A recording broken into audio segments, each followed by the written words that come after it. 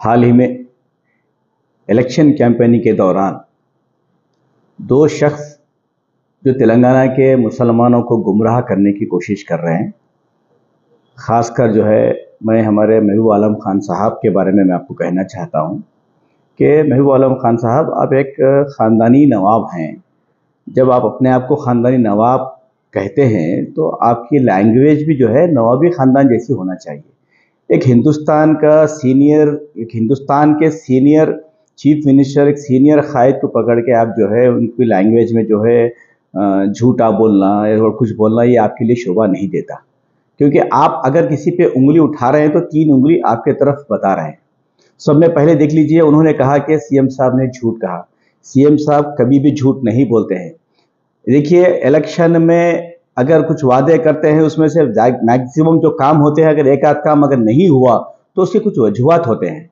जैसा वो लोग बार बार ये कह रहे हैं कि 12% रिजर्वेशन के बारे में, 12% रिजर्वेशन के बारे में चीफ मिनिस्टर जनाब केसीआर साहब का दिल साफ रख के, नीयत साफ रख के वो असेंबली में और काउंसिल में बिल पास करके सेंट्रल गवर्नमेंट को भेज दिया गया। हुकूमत बीजेपी की रहने की वजह से रिजर्वेशन का बिल पास नहीं हो रहा है, क्योंकि हमको बीसी कोठा बढ़ाने के बाद रिजर्वेशन को अमल करने के लिए केसीआर साहब का ये मंसूबा बना था। हुकूमत बीजेपी की अगर नहीं होती, अगर केसीआर साहब की हम ख्याल हुकूमत होती, अगर केसीआर साहब की मदद से अगर सेंट्रल गवर्नमेंट में हुकूमत अगर बनती, तो केसीआर साहब बराबर रिजर्वेशन को देते हैं। केसीआर साहब आज भी उस बात पे कायम हैं। तो मैं महबूब आलम खान साहब से मैं ये पूछना चाहता हूं कि आप किस बुनियाद पे कांग्रेस का सपोर्ट कर रहे हैं, उसका एक जवाब दीजिए आप। ठीक है, आप केसीआर साहब को 12% के बारे में बोल रहे हैं और कॉलेजेस बंद हो गए बोल रहे हैं। तो एक तो 12% के बारे में आपको मैं रिजर्वेशन के बारे में क्लियर कर दिया। दूसरा, कॉलेजेस के बारे में जो आप बोल रहे हैं, वाईएस राजशेखर रेड्डी की हुकूमत में फीस रिएम्बर्समेंट का जो स्कैम हुआ था, बहुत से इंजीनियरिंग कॉलेजेस जिनके पास स्ट्रक्चर नहीं है, जिनके पास फैकल्टीज नहीं है, बहुत से लोगों के पास 50 तुलबा अगर है तो उनको 200-300 नाम लिख के फीस रिएम्बर्समेंट लेके स्कैम कर रहे थे। केसीआर साहब एजुकेशन के मामले में बहुत ही स्टैंडर्ड मेंटेन करना, तालीमी मैदान में किसी के साथ कॉम्प्रोमाइज नहीं हुए केसीआर साहब। बहुत से लोगों का टीआरएस में काम करने वाले एमएलसी के भी कॉलेजेस क्लोज हुए, जैसा पल्ला राजेश्वरी साहब का कॉलेज है, हमारे महबूब नगर में जेपीएमसी कॉलेज है, जिनके पास स्ट्रक्चर नहीं रहने की वजह से बहुत से पोल्ट्री फार्म में इंजीनियरिंग कॉलेजेस खुले, वैसे कॉलेजेस को बंद किया गया।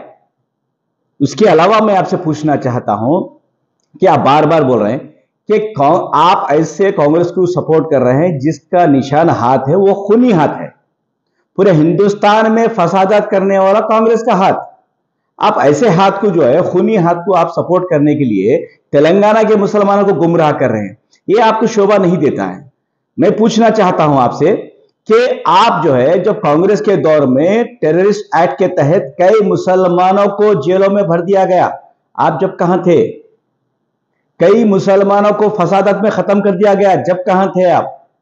कांग्रेस के दौर में कई चीजों को मुसलमानों को तालीमी इदारे नहीं खोले गए, कई स्कीमत नहीं लाए गए, जब आप आवाज क्यों नहीं करें?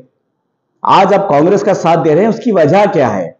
आप अगर कांग्रेस का साथ दे रहे हैं वो आपका जाती इख्तियार है, हम उसमें नहीं बोलेंगे, लेकिन आप तेलंगाना के मुसलमानों को जो गुमराह कर रहे हैं वो आपको शोभा नहीं देता है। मैं पूछना चाहता हूं, ये 10 साल में आप बोल रहे हैं कि मुसलमानों के लिए केसीआर साहब कुछ नहीं किए। आप सबने पहले नोट कीजिए, मेरे सवाल का जवाब आप दीजिए।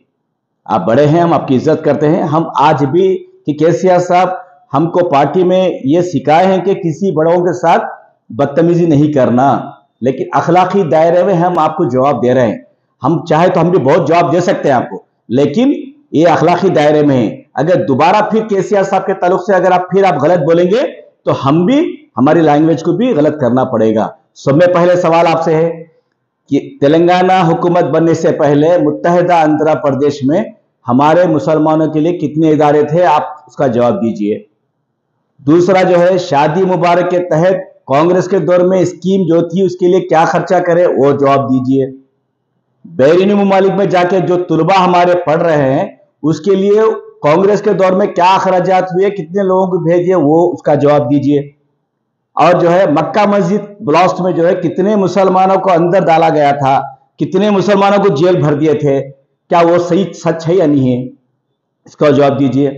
केसीआर साहब हुकूमत बनने के बाद सब में पहले मुसलमानों के घरों में तालीम होना बोल के टेम्बरी जैसे इदारे 204 स्कूल्स खोले। क्या इसको आप मानते हैं या नहीं मानते हैं? दूसरी बात, शादी मुबारक के तहत 2,75,000 गरीब लड़कियों की शादी हुकूमत तेलंगाना केसीआर साहब के हुकूमत में हुई। क्या इसको आप मानते हैं या नहीं मानते हैं? तीसरी बात, सीएम ओवरसीज स्कॉलरशिप जो 3,280 तुलबा America, London, France, Germany, Australia में जाके पढ़ रहे हैं, उसको आप मानते हैं या नहीं मानते हैं? इतने सारे काम जब कांग्रेस ने नहीं किए, केसीआर साहब करे हैं, तो आप केसीआर साहब जो काम करे हैं वो बोलिए, जो नहीं करे हैं वो बोल रहे हैं आप। जो दो चीजें आप बोल रहे हैं उसको आप जो हाईलाइट करके मुसलमानों को गुमराह कर रहे हैं वो गलत है। तो इस चीजों को आप मानते हैं नहीं मानते हैं? टीआरएस हुकूमत जो है मुत्तहिदा, आप तेलंगाना में देख लीजिए आप, हमने 11,000 करोड़ हमने खर्च किए हैं अखिलियत के ऊपर, चाहे वो एजुकेशन में फील्ड में हो, चाहे वो वेलफेयर स्कीमात में हो। फिर यही काम कांग्रेस वाले क्यों नहीं करे? आपके बाजू में जो रेवंत रेड्डी बैठे हुए हैं पीसीसी अध्यक्ष, उनको पूछिए आप, आपकी उम्र किधर है? आप जो है एक सीनियर कायद, सीनियर पॉलिटिशियन के बारे में ऐसा बोल रहे हैं। जो आपके बाजू में बैठे हुआ है वो एक आरएसएस का आइडियोलॉजी आदमी है, वो खुद कबूला। आप उनको भी आरएसएस के आदमी को बाजू बिठा लेके आप तेलंगाना के मुसलमानों के मुस्तकबिल के बारे में बात कर रहे हैं। बड़ी हंसी आ रही है आपके ऊपर, कि लोग हंस रहे हैं आपके ऊपर। ये उम्र में जो है खान साहब ऐसा क्यों बात कर रहे हैं बोल के लोग हंस रहे हैं आपके ऊपर। ये उम्र में अल्लाह अल्लाह करके आप जो है जो हकीकत है वो बयान कीजिए। मैं आपसे अदबन अपील करता हूं, दोबारा आप हमारे चीफ मिनिस्टर केसीआर साहब के ताल्लुक से आप लहजा सही रखिए। जो हुकूमत के जो काम है उसको बोलिए, जो नहीं हुए उसको बोलिए, हम मानते हैं, लेकिन लैंग्वेज अखलाकी दायरे में रह के बात कीजिए तो ठीक रहेगा। दूसरी बात, इमरान प्रतापगढ़ी जो यूपी से आके जो है तेलंगाना में जो है बहुत बड़े